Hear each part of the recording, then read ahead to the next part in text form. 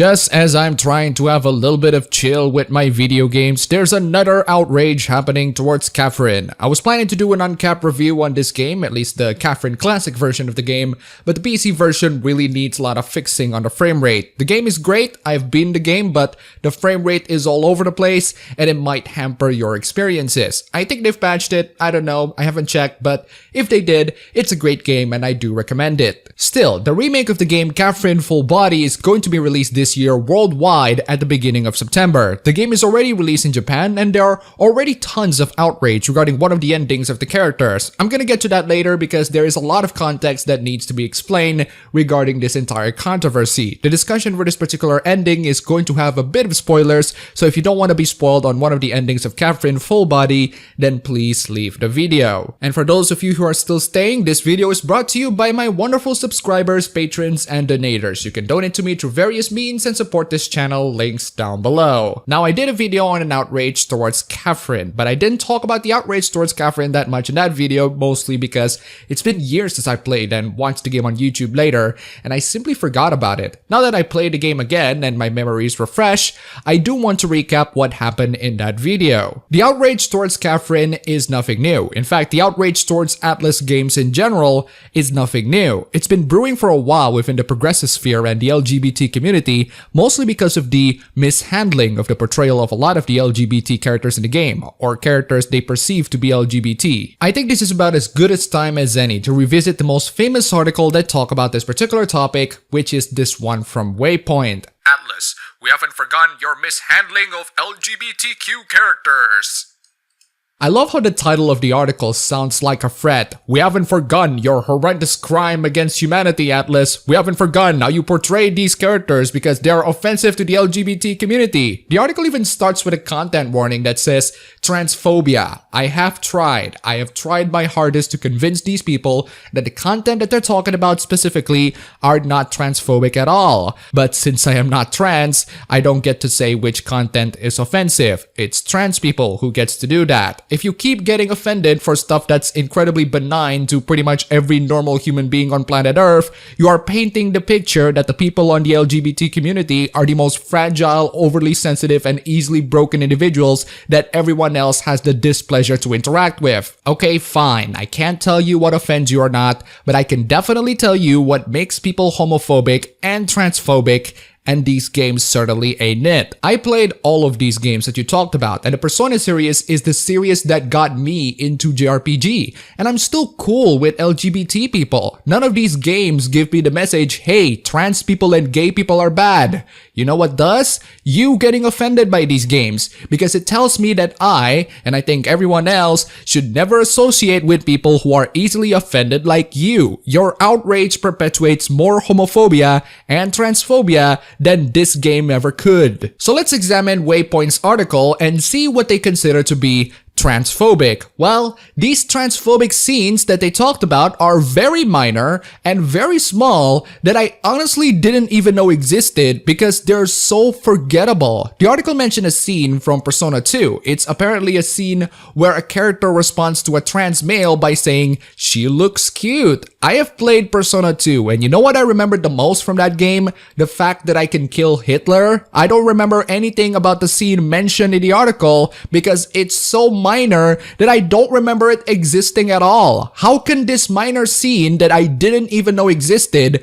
perpetuate transphobia? How can this game, which was originally on the PS1 and then remastered on the PSP, including its sequel, perpetuate transphobia? The article also mentioned a scene from Persona 3, which is the infamous beach scene. It's so infamous, I also don't remember that. I remember them in the beach, but I don't know which scene that you're referring to. I need citations on that. It's been a really long time since I played Persona 3 and I don't remember the scene at all. Okay, fine, I'm going to do the work that you guys didn't do and try to find that particular scene.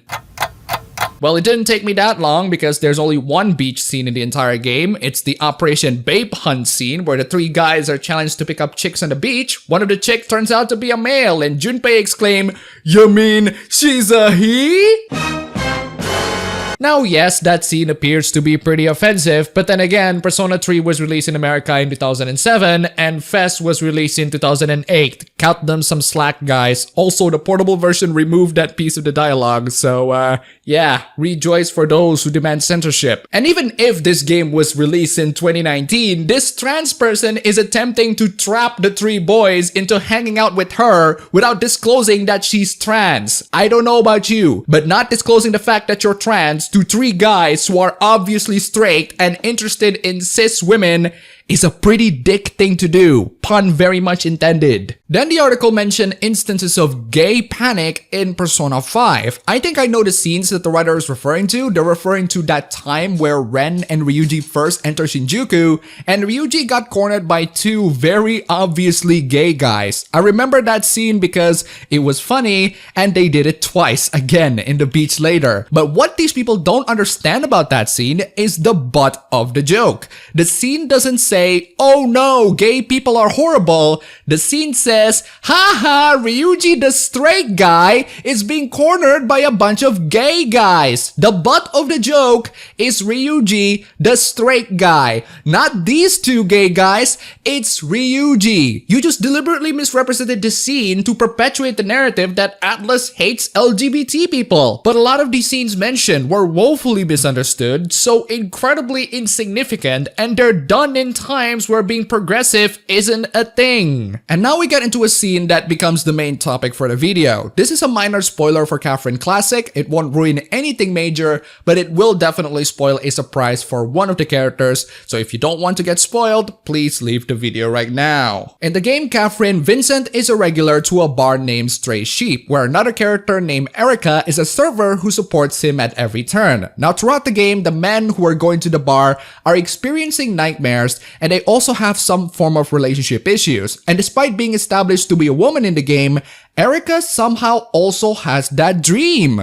Isn't that interesting? So you guys really need to learn how a girl's heart works. A girl is always hoping someone will come and sweep them away. I'd be more convinced if a woman was telling me this. Take it outside! I'm shooting your fucking sir! And yes, all of that implication and foreshadowing is revealed to be true, as Erica is actually Eric who transitioned into Erica. One of Vincent's friend Toby is established to have a crush on her, but that gets a lot of doubts from his friends, including Vincent, who actually know the truth behind the Kern? Now, I didn't even know that Erica was previously Eric throughout the 12 to 13 hours of replaying this game on the Classic Edition. That is, until I saw K. Catherine's best ending, which is not the ending that I aim for. If you're aiming for C. Catherine's ending, you will get through the entire game without even knowing this information. And it's not that it's a necessary information to know. Regardless if she's trans or not, she's one of my favorite characters in the game. She's very supportive, incredibly likable, and she serves me the booze, and the booze is the good stuff. The revelation that she's trans is so insignificant in the Classic Edition of the game that it's only revealed in one of the true endings of the game. Thankfully, my 2D sexuality is very flexible, so if Toby doesn't want to take her, she can take my V-card all day. So how did Waypoint cover the story, and which part of the story that they are outraged at? Well,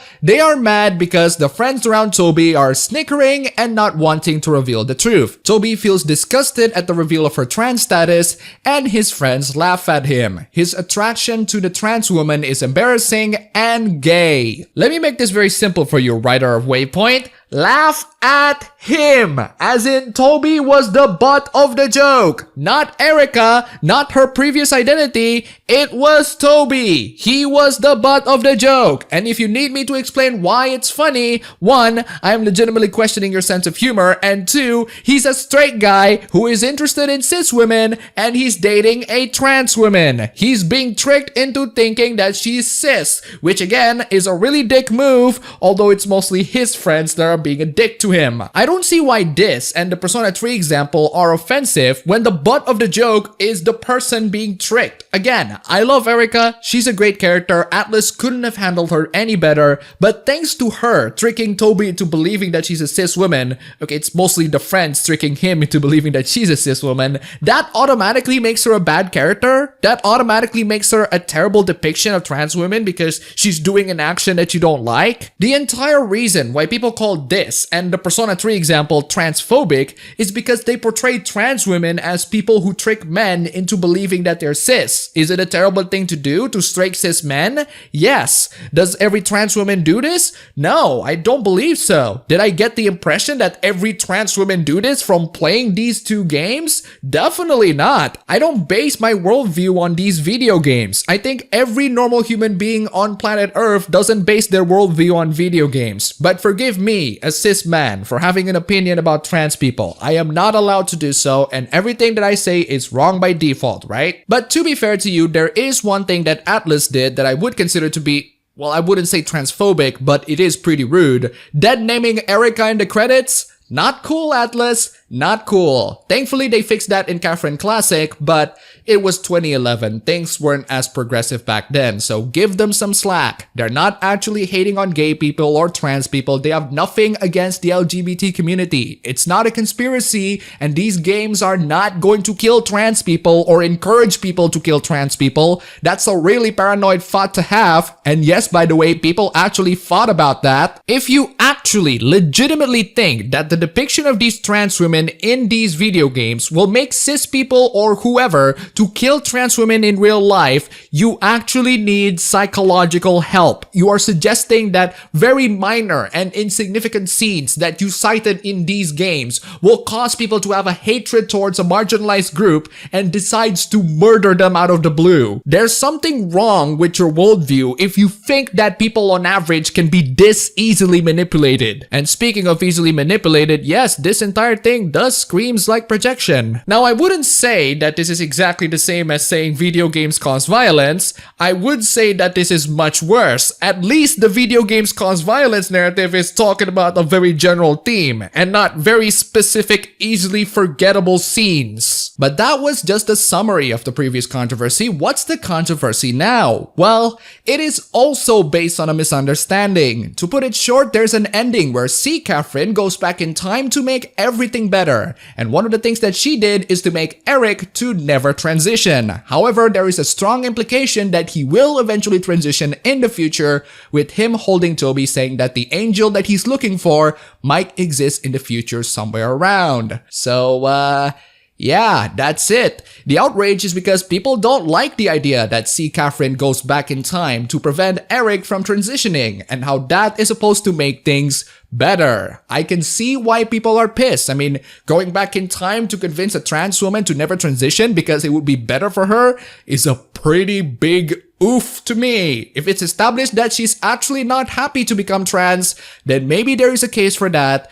But in general, that's a big goof, and what the hell were you thinking, Atlas? Or at least that's what I would have said. The problem is, that's just the general idea, and people really misunderstood it. Throughout the ending, there's never an implication that it was better for Eric to stay being Eric. In fact, the ending strongly suggests that Eric would probably transition into Erica because he really likes Toby. See, Catherine didn't go back in time to stop Eric from being Erica. She just goes back in time to meet Vincent in high school and dates him there. That creates a butterfly effect where Eric just so happened to not transition in high school. He might transition later. The consequences of C. Catherine going back through time to meet Vincent is that Eric's transition to become Erica is delayed, not that he wouldn't transition. So this entire outrage, like the previous ones that I talked about towards the same video game company, is based on complete misunderstandings. You can even say that the outrage is manufactured because the people who are outraged by this don't fully understand the entire thing. And thanks to this woeful misunderstanding, there are some people who are willing to take it into the next level. Here's a guy who does Catherine speedrunning, and he won't play the game because of this controversy. But then after someone corrects him, he doubled down on it. But why? The scene was misunderstood and being woefully misinterpreted. Or maybe you just want to be outraged for no reason. There are also many people at Reset Era attempting to dox and try to get the director of the game fired. There are also attempts to change the Wikipedia page of the director by calling him a homophobe. That's just amazing, guys. Keep fighting homophobia and transphobia by Changing people's Wikipedia page. I wonder why homophobia and transphobia still exist to this day. I wonder why people don't like the LGBT community. I wonder why people don't like Reset Era. And I know that I am a filthy cis straight guy who has no say in what's homophobia and transphobia. You have all the right to be offended at whatever you want, and I have the right to say that nobody should be associated with you. Nobody should be associated with people who manufacture outrage and get offended by things that are woefully misrepresented. Nobody should listen to your ridiculous demands and comply to your horrendous actions. You have all the right to be offended. Go and be offended to anything in this entire world. You will always be offended to everything, so there's no point in stopping you. I will, however, tell the rest of the world that you're being overly sensitive, you're being incredibly unreasonable, and you're basing your outrage on misinformation and misunderstandings,